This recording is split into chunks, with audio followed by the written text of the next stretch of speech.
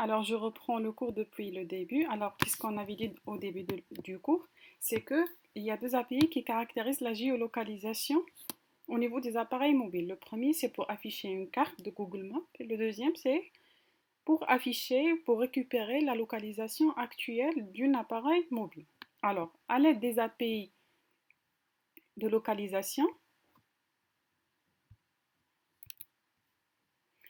À l'aide des API de localisation des services Google Play, votre application peut demander le dernier emplacement connu de l'appareil de l'utilisateur. Dans la plupart des cas, vous vous intéressez à l'emplacement actuel de l'utilisateur, qui est généralement équivalent au dernier emplacement connu de l'appareil. Alors, pour effectuer cette fonctionnalité-là, on peut utiliser un fournisseur d'emplacement fusionné, s'appelle Fused Location Provider, pour récupérer le dernier emplacement connu de l'appareil. Car, pourquoi ce choix-là? Parce qu'il est l'une des API de localisation des services Google Play. Il fournit une API simple afin que vous puissiez spécifier des exigences à un niveau élevé, comme une grande précision et une faible précision. Ça veut dire avoir la localisation exacte ou bien à quelques mètres près. C'est bon? Donc, il optimise également l'utilisation de la batterie par l'appareil. Alors, pour mettre en place ce fournisseur d'emplacement fusionné qui s'appelle Fused Location Provider, il faut procéder ainsi. La première des choses, il faut configurer les services Google Play. Alors, pour accéder au fournisseur de localisation fusionné, le projet de développement de votre application doit inclure les services Google Play. Télécharger et installer les composants dans les services Google Play via le SDK Manager. Alors, si ce n'est pas fait, il faut voir le SDK Manager et télécharger le Google Play Service. C'est bon? Après avoir effectué cette étape que je suppose c'est déjà fait au niveau de l'installation du Android Studio, on doit rajouter la bibliothèque. Alors, on rajoute une bibliothèque, la voici, com.google.android.gms, Play Service Location, et c'est la dernière version 17.0.0. Après, il faut spécifier les autorisations des applications. Les applications qui utilisent les services de localisation doivent demander des autorisations de localisation. Alors, vous remarquez, lorsque vous installez une application, ça peut vous demander est-ce qu'il peut utiliser votre localisation. C'est à vous de dire autorisé ou non. Donc, Android offre les autorisations de localisation suivantes. La première, Access Course Location. La deuxième, Access Find Location. Et on rajoute ces deux autorisations au niveau du fichier. Quel fichier on doit les ajouter? Le fichier, Android Manifest. voilà, manifest.xml. C'est bon? Alors, pourquoi ces autorisations? Alors, pour accéder à l'emplacement de l'appareil, demandez soit Access Course Location ou Access Find Location.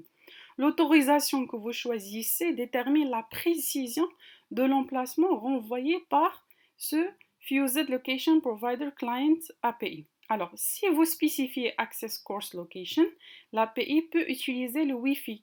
Ça veut dire les adresses IP, les données de cellules mobiles, ça veut dire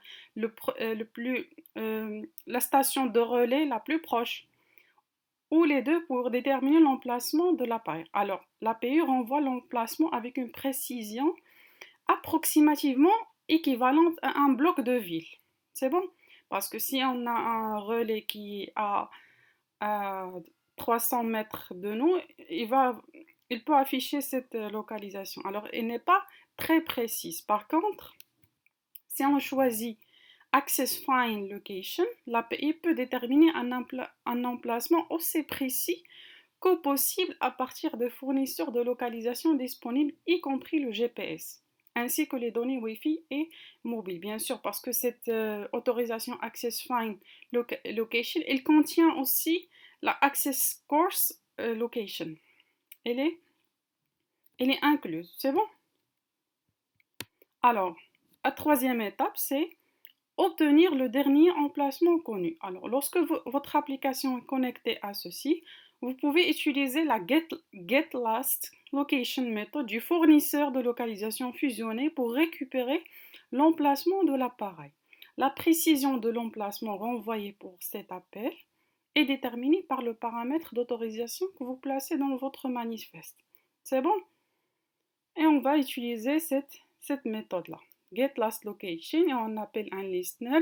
Si la localisation n'est pas nulle, on va effectuer un traitement. On verra ça avec un exemple détaillé. Voici l'exemple détaillé.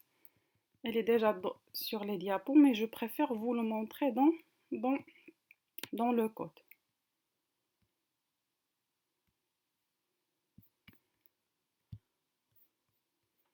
Alors, voici le code. Alors, la première des choses, il faut rajouter la bibliothèque ici dans Gradle. Gradle App. Donc, voici la bibliothèque, elle est là. C'est bon?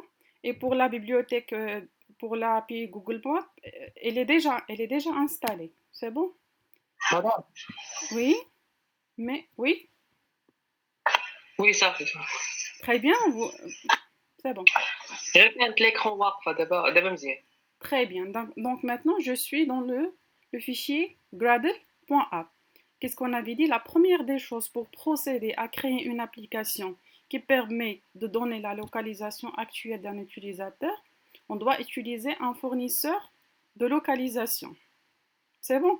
Pour la première des choses, pour utiliser ce fournisseur de localisation, on doit implémenter une librairie. Donc la librairie qu'on va implémenter, c'est celle-là. De Play Services Location. Je viens d'expliquer que pour l'API de l'affichage de la carte, lorsque vous créez le projet, elle est déjà ajoutée. Mais ici, j'ai ajouté, pourquoi pas, ça n'empêche pas, de rajouter la dernière version. C'est bon? Donc voilà, le fichier Gradle, elle est déjà prêt. On jette un coup d'œil sur le manifeste. Et on ajoute les deux permissions, même si celle-là, elle est largement suffisante. C'est elle qui donne une précision élevée. Et on rajoute la connexion à l'Internet. Donc voici le manifeste. On passe maintenant au code Java. Alors, qu'est-ce qu'on va faire? L'application qu'on va réaliser, c'est celle-là. Alors, je fais tourner.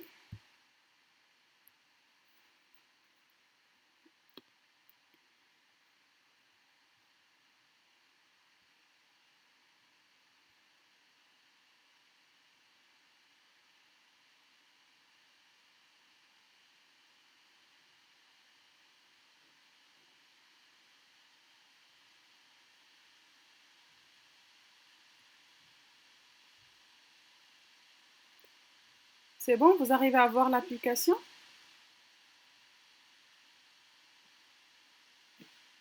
Non, madame. Alors, j'attends un petit peu.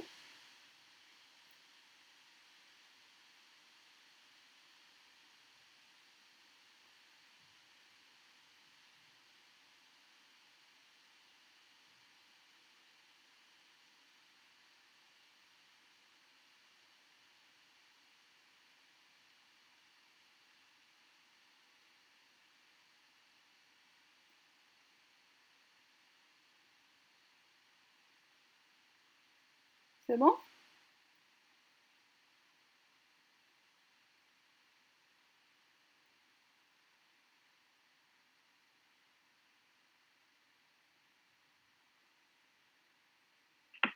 Oui, madame, c'est bon. C'est bon, madame. Très bien. Alors, vous arrivez à voir l'application. Alors, qu'est-ce qu'ils affichent au début? Ils nous demandent est-ce que cette application est autorisée à accéder à la localisation de cet appareil. C'est bon? Donc, voici un pop-up qui s'affiche pour dire est-ce que accepter ou non. C'est bon? Alors, lorsqu'on accepte, qu'est-ce qu'il va faire?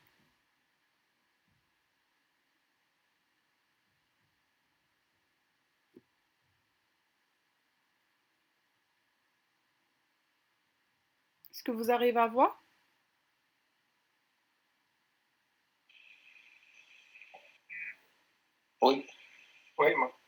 Alors, lorsqu'on accepte, il va nous afficher la localisation actuelle de l'appareil. Ici, pour le device, c'était device-là, sa localisation enregistrée, c'est à San Francisco. C'est pas moi qui est à San Francisco, aux États-Unis. Non, c'est pas San Francisco, mais Mountain View. C'est bon? J'ai essayé de les modifier parce que ça, c'est juste la localisation de la VD.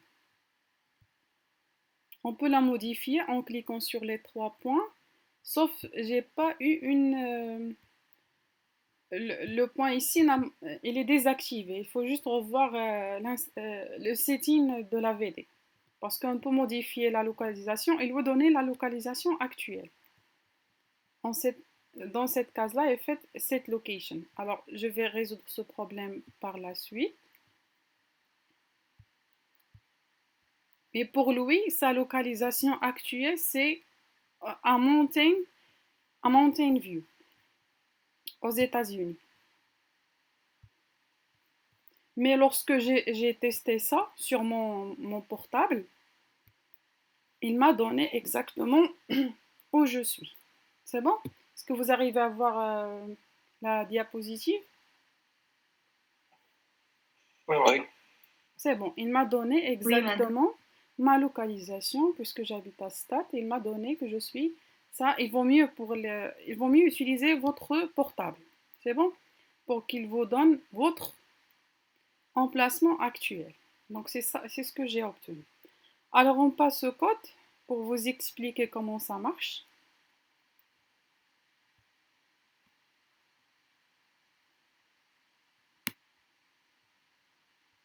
Alors je vous ai montré le Gradle, le manifeste. Alors c'est bon, il reste juste à expliquer le code.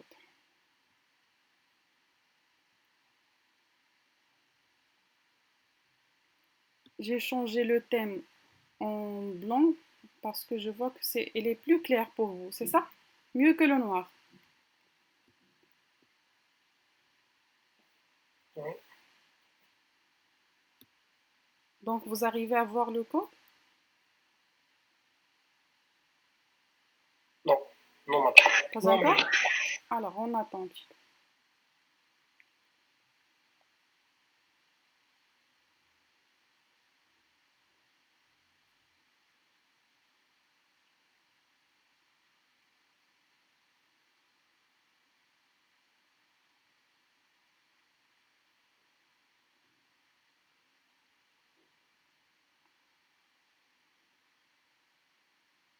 Alors lorsque vous arrivez à le voir, faites-moi signe.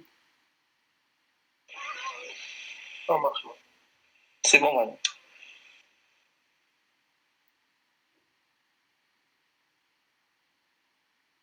Alors qu'est-ce qu'on avait dit pour mettre en place ce location provider, fused location provider? Alors qu'est-ce qu'on avait dit? La première des choses, il faut le créer. Alors pour le créer, on le crée où? On le crée dans la méthode onCreate. C'est bon? Donc le voici. Nous avons dit que nous avons besoin d'un Fused Location Provider Client pour nous donner l'emplacement actuel de l'appareil. Donc c'est fait. Donc on create et ici nous avons créé ce Location Provider. Après, qu'est-ce qu'on a fait? On a appelé la méthode Fetch Location. C'est bon? Vous arrivez à voir? Ça marche pour la méthode onCreate? Oui, ça marche.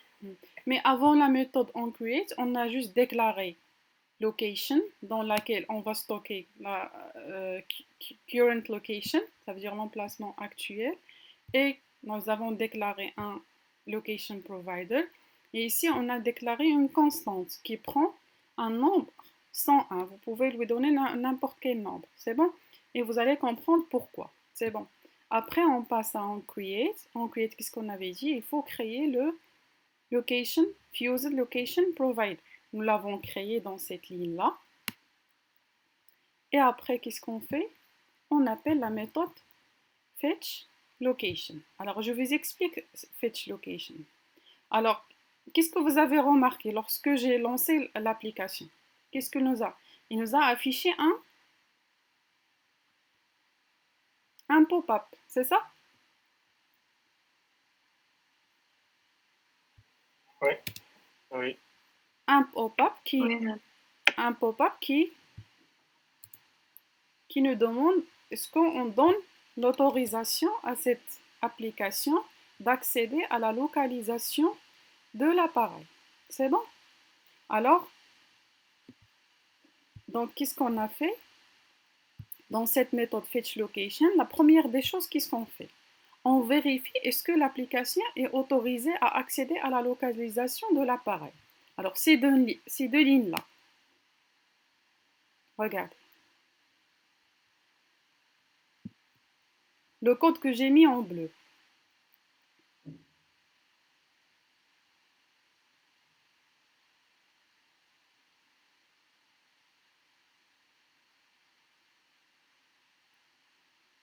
Vous arrivez à voir?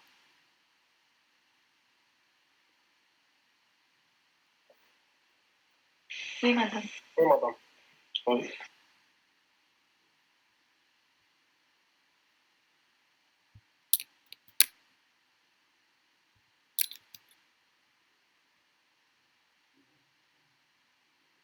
C'est bon. Alors, ces deux lignes-là, on vérifie est-ce que l'application est autorisée à utiliser les autorisations qu'on a déclarées dans le manifeste.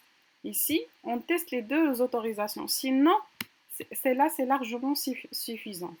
J'ai fait juste les deux pour vous montrer qu'on peut checker plusieurs autorisations. Alors, on vérifie. Est-ce que l'application est autorisée à utiliser la localisation de l'appareil? Sinon, s'il n'est pas autorisé, ça veut dire, s'il n'est pas autorisé, qu'est-ce qu'il va faire? On doit afficher le pop-up. Alors, comment on affiche ce pop-up? C'est en appelant cette méthode. Request permission. Ça veut dire, c'est une demande de permission, demande d'autorisation qui se manifeste par un pop-up. C'est clair? Alors, on dit que si l'application n'est pas autorisée, dans ces lignes-là qu'on a vérifiées au début, s'il n'est pas autorisé, on demande une autorisation. Comment on demande une autorisation? En utilisant cette méthode-là. Cette méthode-là, elle prend comme paramètre 10, l'activité, et l'ensemble des autorisations. Et comme je vous ai dit, c'est juste la première autorisation suffisante.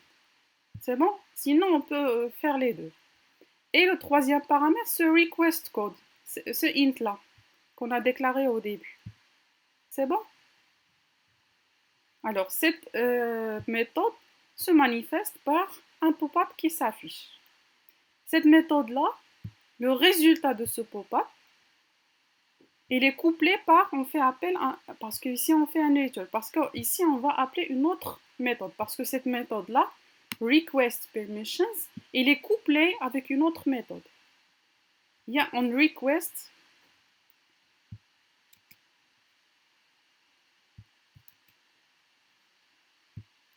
c'est bon? On appelle la première méthode, c'est là, request permission, qui va nous afficher un pop-up. Et le résultat de ce pop-up, on va l'analyser ici. Parce que la première méthode, elle est couplée avec cette méthode. C'est bon? Il est couplé avec onRequestPermissionResult. Ça veut dire, alors, si parmi ces paramètres d'entrée, c'est le request code, un integer. Si ce request code égale à ce code-là,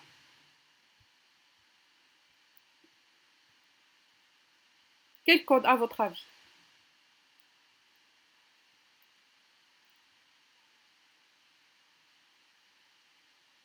Quel code?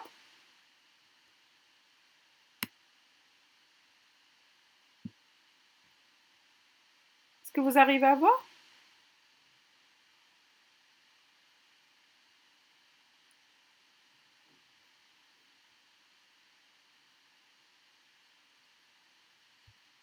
que vous suivez?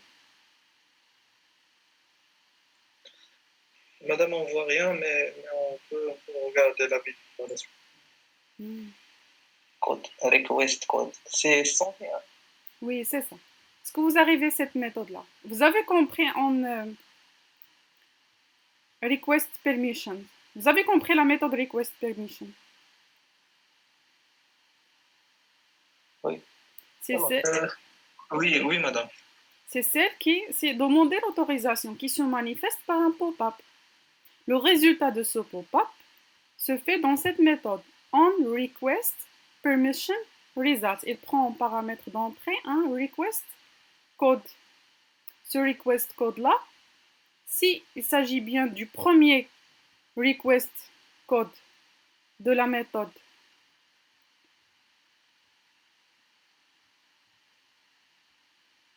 request permissions, c'est ce code-là. Donc, ça veut dire on a cliqué sur allow. C'est bon, ça veut dire on a autorisé à l'application d'utiliser, d'accéder à la localisation de l'appareil. On vérifie le résultat, ça veut dire on a reçu une, regardez, permission granted, ça veut dire l'application est autorisée. Alors, s'il est autorisé, qu'est-ce qu'on fait? On appelle encore une deuxième fois fetch location. C'est bon? On appelle fetch location parce qu'ici on a un break et on reprend dans la fetch location. On appelle une deuxième fois fetch location. À votre avis, il va passer où maintenant?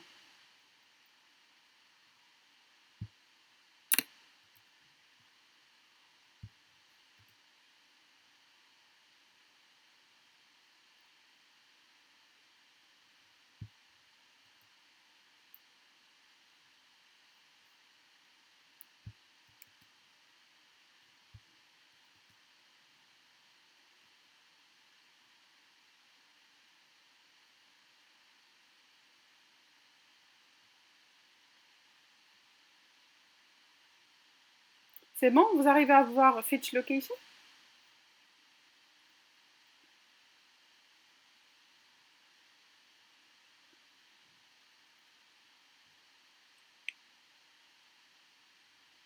On voit on request permission result. Il est Pas encore. Alors, vous regardez on request permission result. Alors, cette méthode-là, qu'est-ce qu'il nous dit? Si on a cliqué sur le bouton allow, ça veut dire on a reçu une autorisation, ça veut dire permission granted. Qu'est-ce qu'on fait? On appelle une deuxième fois fetch location.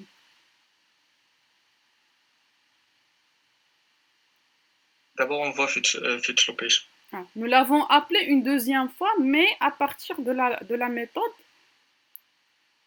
on result request permission. Alors, cette fois-ci, est-ce qu'il va entrer dans ce bloc-là, fetch location? Non, madame. Il ne va pas entrer parce que les autorisations sont déjà accordées. C'est clair? Donc, il va passer à ce deuxième bloc-là, en bleu. C'est bon?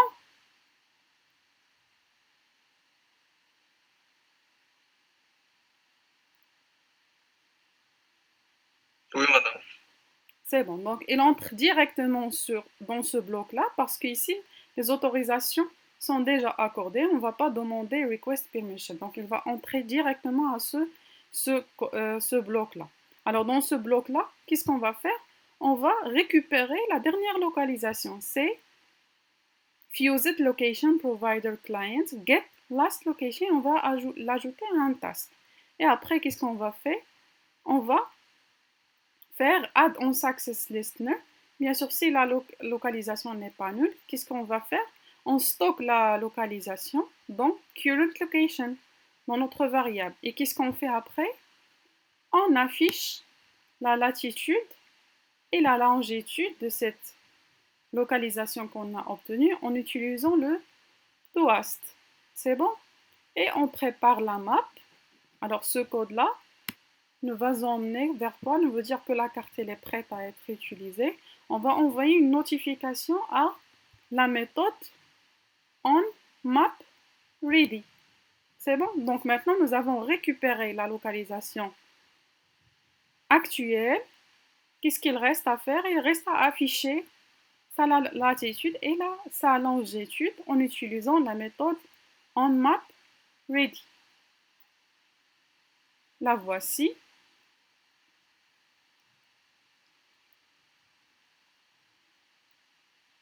Vous arrivez à voir la méthode onMapReady?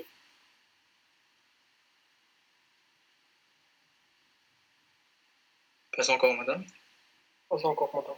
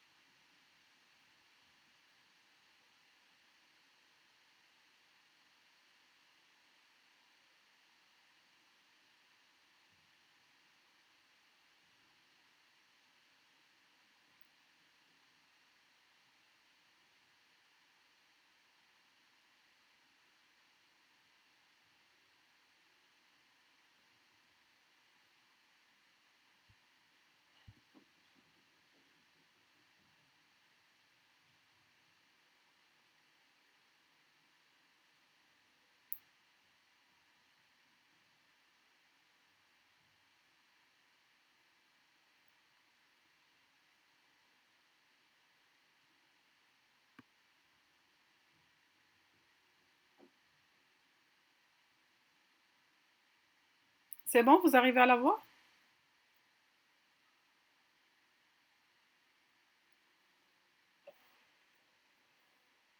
Non, madame.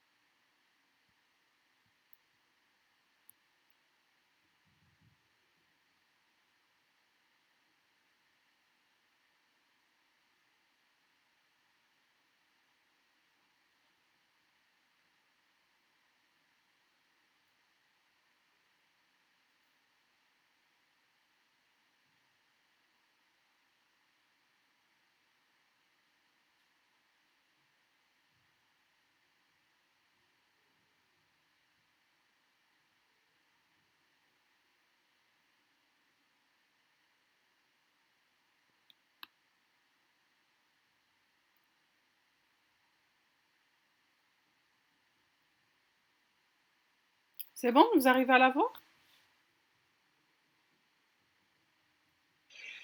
Ça marche maintenant. Est-ce que vous suivez ou bien je réexplique depuis le début le code?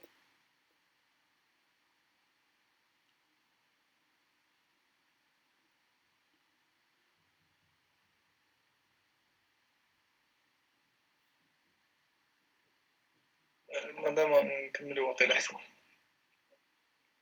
Donc vous avez compris le principe jusqu'à maintenant, donc je continue. Madame, Iman Zahra a envoyé un message.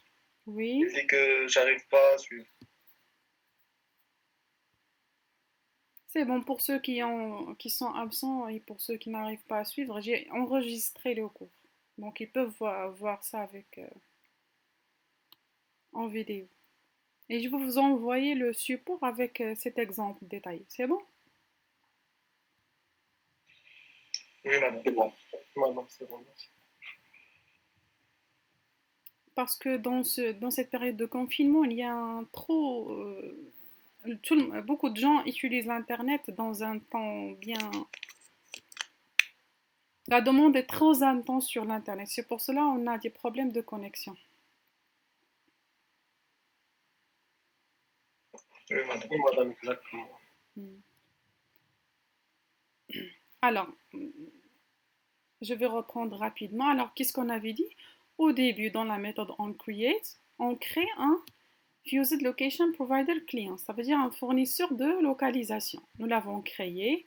Et qu'est-ce qu'on a fait? On appelle la méthode FetchLocation. La méthode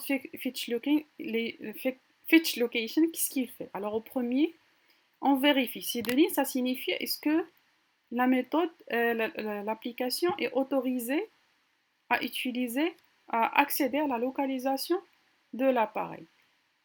S'il n'est pas autorisé, qu'est-ce qu'on fait? On demande une autorisation. Cette demande-là, elle est représentée par la méthode request permissions et prend en paramètre d'entrée 10 l'activité actuelle, l'ensemble des autorisations. On peut ajouter plusieurs autorisations. Ici, j'ai utilisé une seule parce que c'est largement suffisante. Access Fin Location. Et un code, un integer. Un integer, le voici, le premier qu'on a déclaré ici. C'est bon? C'est juste un integer. Vous pouvez lui donner n'importe quelle valeur. C'est bon? Alors, cette méthode-là, request permission, qu'est-ce qu'il dit? Lorsqu'on l'appelle, un pop-up s'affiche. Et cette méthode, elle est couplée à une autre méthode qui est le résultat de cette demande d'autorisation, qui est la méthode onRequestPermission results. Alors, cette méthode-là, Result. oui, c'est ça. Cette méthode-là, elle prend en paramètre d'entrée un request code. Il nous dit switch case, switch request code. Alors, si c'est le cas du code qu'on a déjà passé dans la méthode request permission, ce code-là, request code, alors ça veut dire ici qu'on a obtenu une réponse favorable. Ça veut dire on a cliqué sur autoriser. Ça veut dire ici permission granted. Si on a autorisé ça veut dire en cliquant sur le bouton autoriser, on appelle une deuxième fois la méthode fetch location. Voici, on appelle une deuxième fois la méthode fetch location. Il n'entre pas dans le premier. Il vérifie les autorisations. Les autorisations sont déjà accordées. Est-ce qu'il va entrer dans ce bloc-là? Il ne va pas demander une autorisation. Donc, il passe directement à ce deuxième bloc. C'est bon? Qu'est-ce qu'on a vu dans ce deuxième bloc?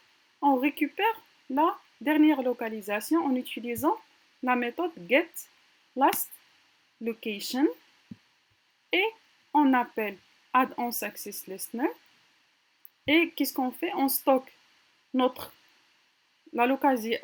location obtenue par le provider et on la stocke dans la variable currentLocation.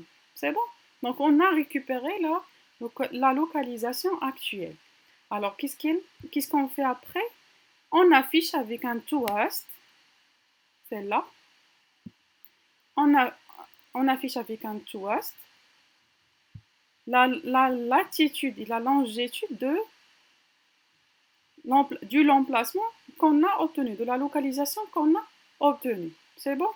Et on prépare notre map, on dit s'il est prête, on fait appel, relier ça avec la méthode onMapReady. Et dans onMapReady, qu'est-ce qu'on fait? On crée un objet latLink et dans lequel on a deux paramètres qui sont déjà obtenus, c'est la latitude et la longitude de l'emplacement qu'on a obtenu, current location. Et on affiche un marqueur pour cet objet-là, en indiquant ce titre-là, je suis là. On fait un zoom 8 fois. On peut rajouter un autre zoom. Si, lorsque on fait tourner l'application, il va nous afficher ça. Alors, comme je vous ai dit ici, il m'affiche la localisation stockée pour l'émulateur. On peut la changer, il faut juste vérifier ça dans le setting de l'émulateur. Mais lorsque j'ai utilisé mon téléphone portable, il m'a donné réellement ma position actuelle. Puisque lorsque je précisais avec Find Location, il m'a donné exactement ma position et ma localisation actuelle. Puisque je vis à Staff, il m'a donné exactement où je vis. C'est bon? Donc, c'est ce que j'ai obtenu.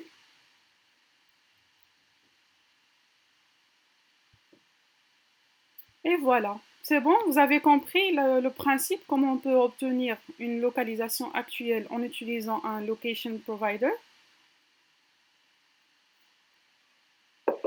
Oui, madame.